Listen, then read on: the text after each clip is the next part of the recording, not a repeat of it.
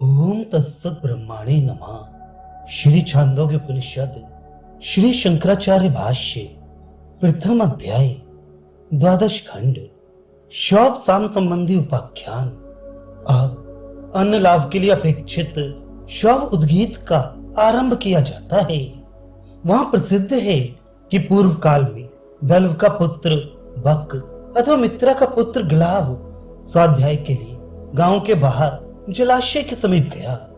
अतीत खंड में अन्न की अप्राप्ति से होने वाले उच्छिष्ट और परिष्यित अर्थात बासी अन्न भक्षण रूप कष्टमय अवस्था का वर्णन किया गया था। वैसी अवस्था की प्राप्ति ना हो, इसलिए अब इससे आगे अन्न प्राप्ति के लिए श्वानों द्वारा देखे हुए उद्गीत उद्गान साम का आरंभ किया जाता है।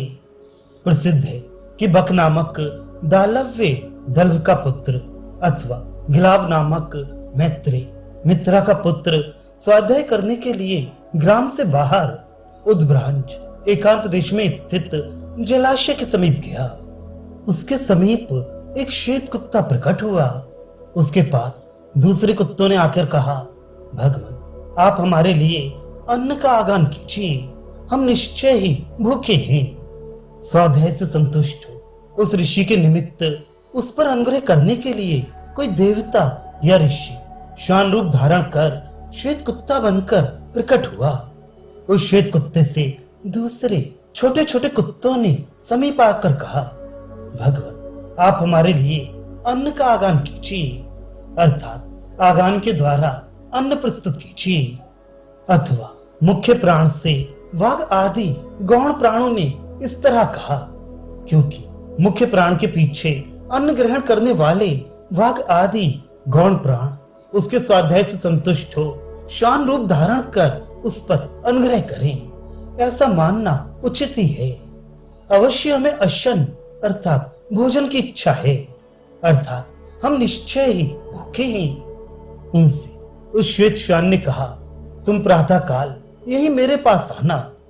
तब दालव्य वक अथवा मैत्रेय गिलाव उनकी प्रतीक्षा करता रहा। ऐसा कहे जाने पर श्वेत कुत्ते ने उन छोटे छोटे कुत्तों से कहा, तुम प्रातः काल इसी स्थान पर मेरे पास आना।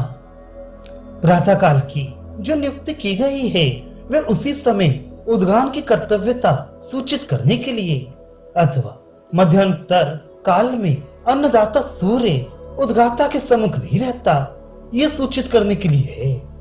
तब दालव्य वक अथवा मैत्रेय गिलाव नामक ऋषि उसी स्थान पर प्रतिपालयांचकार प्रतीक्षा करता रहा। ये इसका तात्पर्य है। उन कुत्तों ने जिस प्रकार कर्म में वैश्वमान स्तोत्र से स्तवन करने वाले उद्गाता परस्पर मिलकर भ्रमण करते हैं, उसी प्रकार भ्रमण किया और फिर वहां बैठकर हिंकार करने लगे।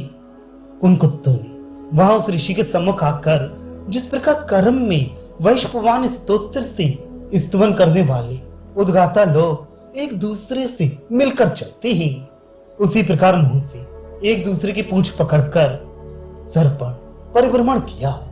उन्होंने इस प्रकार परिभ्रमण कर फिर वहां बैठकर हिंकार किया।